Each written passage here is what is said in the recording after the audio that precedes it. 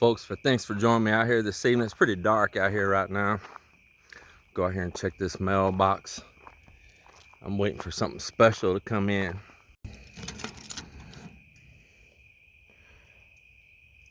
Oh my God. What's up, everybody? I know it's been a minute since I've done a video for you all, but we have been mega busy and I've been so stressed out. I've been closing on a property, dealing with inspections, little tiny repairs that they want it done, going along with the inspection on the house, as well as, you're dealing with surveyors, title companies, title policies. You're having to take care of, when you're selling at state owed debts and things like that. It has been a nightmare. I've had to deal with lawyers. What a mess. What a mess. It's had me stressed to the max. And on top of that, we're trying to sell another home at the same time. And it's on the market and we were getting it prepared. And the same thing, it's going to get hit with an inspection.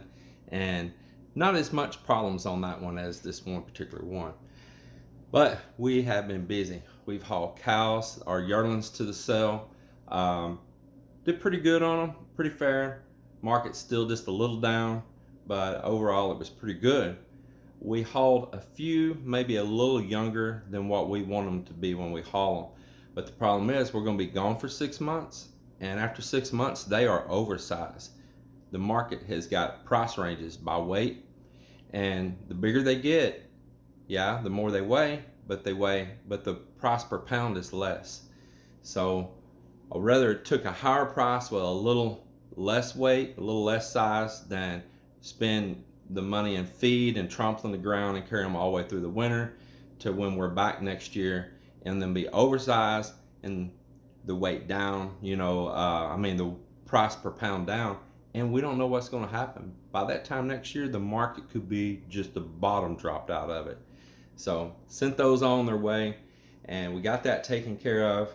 I cut some more hay, although I said I wasn't going to. I had just a beautiful stand back here behind where I built my shop, and I said, I'm not going to let that go to waste. Hay prices are down right now. I've got a plethora of hay, but I chose just to go ahead and spend the time to cut it, let it cure for a few days, which is really hard to do this time of year, and roll it up because while I'm gone, somebody else, another farmer might need it, and my cousin can sell it to them. So went ahead, been busy on that as well. James has been a busy boy. Of course, we're doing other things. We're preparing to leave. We're going to power this refrigerator off. So we are wiping it out. We got a little shelf here of Melinda's little items, homemade jams and jellies and fish paste. You got to have fish paste and her homemade chili sauces and all of that. But we've been wiping it out. We're down to just whatever little few condiments are here. Most of them are getting empty. We're going to throw them away, not keeping nothing. Removing the rest of the trays, cleaning them up, and we're going to power the refrigerator off the whole time we're gone.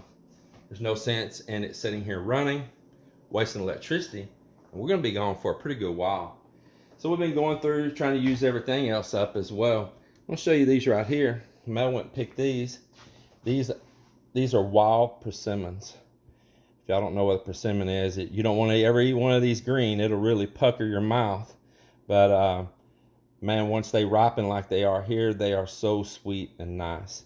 But these are wild ones, which are real small. Domesticated ones, it's just about like a big tomato. Looks about like a big tomato. These are really good. We've got trees just covered with them. Mel's been picking those. But we're just kind of using everything up. This was our last cantaloupe for the season. That was the end of the harvest. There was one more that the chickens got into it. So Mel went ahead and plucked this one just a little young before the chickens got it. But this is the end of the line for that as well. Always packing. I'm just throwing everything on top of my suitcases right now. Then I'll sit down and go through it. Got some solar parts right here in this box and the big box in the bottom. I'm going to try to get through wearing that mask on the plane and through the airport because it is both a face mask and a face shield all in one. And I'd be honest, I want all the protection I can get. But bringing other things too. Of course, I've already had a lot of these in the Philippines before. I had that in the Philippines before, brand new in the box. I had these in the Philippines before. I had like 100 of them before this world calamity took place. And I'm going to bring along some more disposable masks that's going to go in my backpack for the trip, as well as I'm gathering through other little things that I carry with me, ink pens. If they want to BS me on the way to my bags, I always carry a scale, some wands and stuff to use in the airport. And then I have also been for years carrying this right here. Let me show you. Some of this stuff ain't going. This is just some stuff that was in our bag from traveling. But for years, I've been carrying this right here. These Immune, that Immune Plus right there, well before this ever happened, I always would take these preparing to go travel, and as well as while I was abroad. And Melinda as well. This is the main one we use right here. This is it.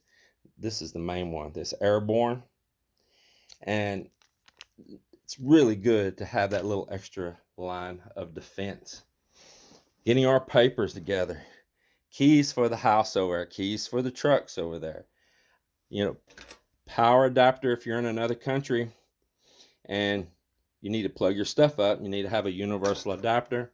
All these little things I'm preparing. Preparing drone. Camera gear. More camera gear. Preparing. I've been making me a list of things to do before I go.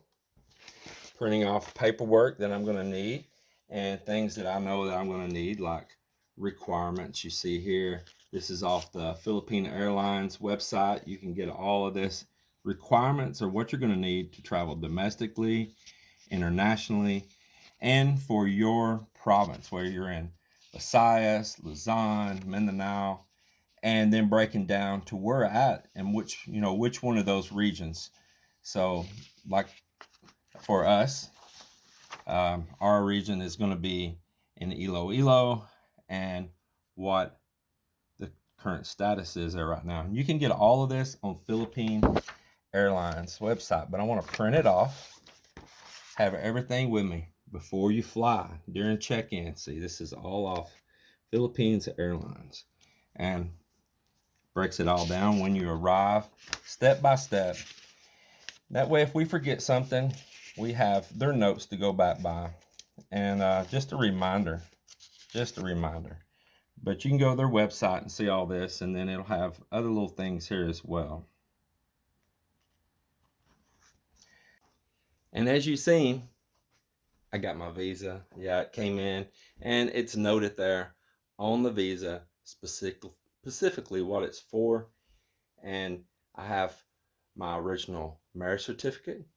I have my son's verified birth certificate, including my acknowledgement of parentalship, and that's also been notarized there in the Philippines. It's been through the National Statistics Office, and so I have all that with me as well. Another ballot buying box I'm sending again, and Melinda's been out here helping me. There she is right there. Hello, everyone. So just a few days ago was Melinda's birthday. We kind of celebrated to ourselves. We didn't have a party. Her sister said that she's boring. Wow. We didn't have a Options. party, but we had closing on a property that day, and that took up a good part of our day. And then I was just so mentally stressed from that whole ordeal. I come home and just crashed, didn't I, Mel? Yes, yeah. But at least, no matter what, I celebrate it. Yeah, but we still had a good time with ourselves. I'll show you her birthday cake right here, and our little private birthday celebration. But we also went out and had steak that night. Had a Oh, steak yes. You go dinner. out for dinner? Yeah, we sure did. But she still, she got serenaded for her birthday. I'll show you right here. All right, Mal. Yeah, up. Don't be so hurry. I know you want to eat that cake fast. So happy 19. Is that correct? Yes, correct. It's 19. Yeah, Yeah, that's correct. forever 19. Because you never ask a lady how old she is, and you never divulge it. Isn't that right? Mm-hmm. So you're 19 forever then. Well, Or did we for put them the that. other way? It's supposed to be 91? Uh, Oh, wow. Somebody got you some beautiful roses, too. wow, it's Man. beautiful roses. Man. And a fancy bottle of vinegar. Wow. Yeah, it's a vinegar. What is this? It is Is that the genie in the bottle right there? Huh? Genie's bottle?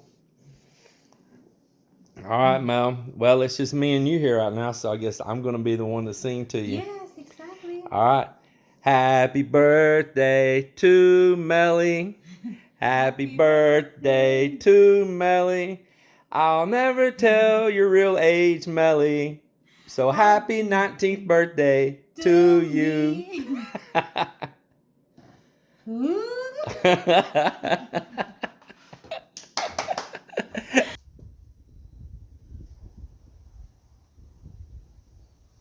So what'd you think about my singing there? Don't quit my day job. Huh? You're fired. I'm fired. I'm gonna get on my saddle and I'm gonna ride out of here. So look at this big mess right here that Melinda made right here. Man, what a You're mess. the one to make it. You're the one to make a mess, and then I'm the one to clean it. Mel and I have been organizing all these little trays.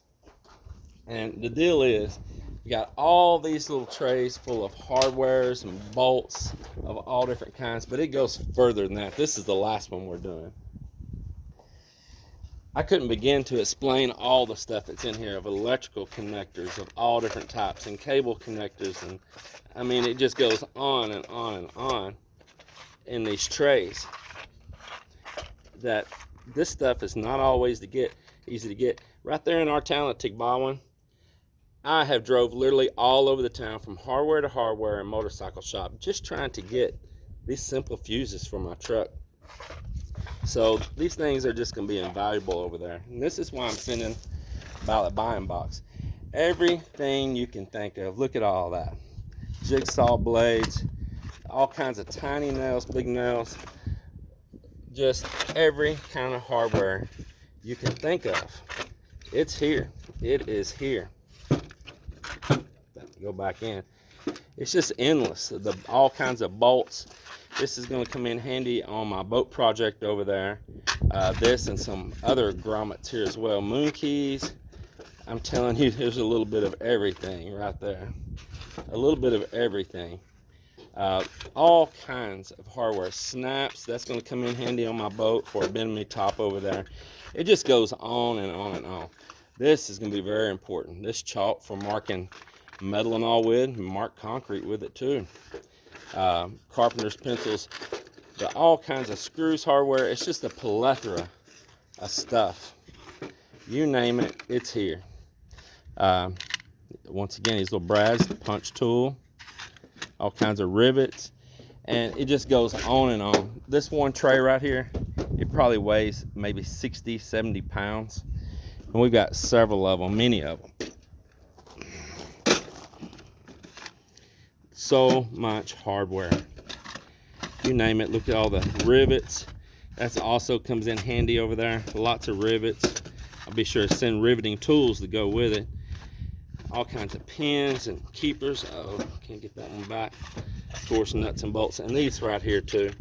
Taps and dies. Taps and dies. I mean, those are so hard to come by and important over there as well. You can get them, but I have to make long trips into the city, go place to place to place.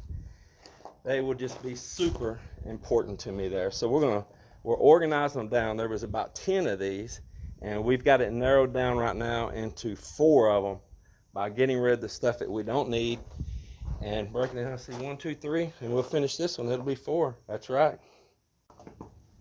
But our lives have been going non-stop. Non-stop. So sorry that we haven't made a video. Numerous of you have reached out to me, checking in, making wisecracks, and concerned if we're okay or something, because we just kind of went AWOL. But we're just preparing.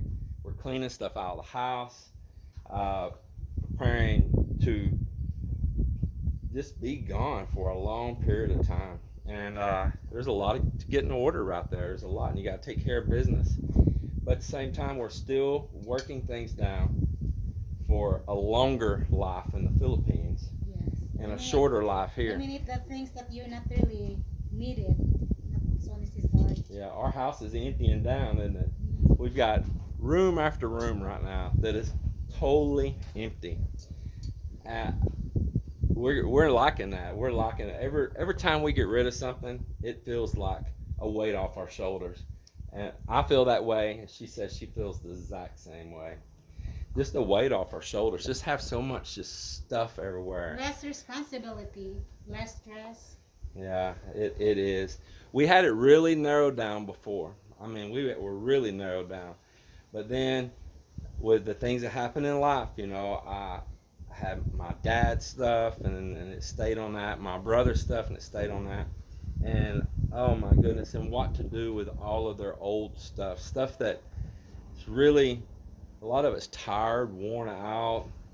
It was only like special to them in their household, you know, like even some of the pots and pans and stuff, you know, they're just burned up, they're tired, they're worn out. So yeah, we've been getting rid of a lot of stuff, for real, a lot of stuff. And then we had stuff left behind on renters as well. Man, we were finding ourselves just getting buried in things that came from other people. And that's another reason we're happy to be getting rid of the rentals, because we don't want to be buried in nobody else's stuff again, do we? Yes, and plus, of course, yeah, the one that we learn is we clean a lot their mess, Yeah. their trash, their things. Yeah, cleaning other people's mess. Yes. And That's not just the renters, even my family stuff. They left a mess behind, didn't they? Yes. Yeah. It's so hard to read them. Yeah, hard to get rid of that stuff. But this is what the challenges are that we've been going through. And I probably shouldn't let my family get out so easy, but I'm going to tell you, I am not going to do my family that way. If something was to happen to me, we pray not, but if something was to happen to me, I don't want my loved ones to have to go through what I have had to go through by any means. You know, my wife, my children, I don't want them to have to go through that. So I probably should be facetious and say, if you wanted, you're going to have to work for it, but I'm not going to do that. But that's what happened to me, though. I've had to go through a lot of mess. It has been a headache.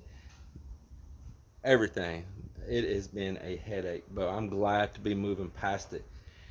That's why when I finished on my brother's estate the other day, and it was such a mess that I just came home. My mind was so exhausted. I just came home and went to sleep. I was sorry. It was my wife's birthday. I told her it sucked it happened on her birthday. Yeah, what a timing. Yeah. I want to show you a couple things real quick about the visa. Yes, I received my visa. I'll hear people out there say, I heard Ricky, Life Beyond the Sea or whatever. The other night, I was hanging out on one of his live streams, and somebody asked about visas and getting into the Philippines, and he said only a long-term visa you can get in. Now, Ricky was just mistaken on that. You can get in on a short-term visa over there, not just an SSRV long-term, not just the 13A marriage visa long-term, but as well as a 9A tourist visa. But does that mean tourism's opened up? No, tourism has not opened up. You can get in on a 9A short-term, not long-term 9A, short-term.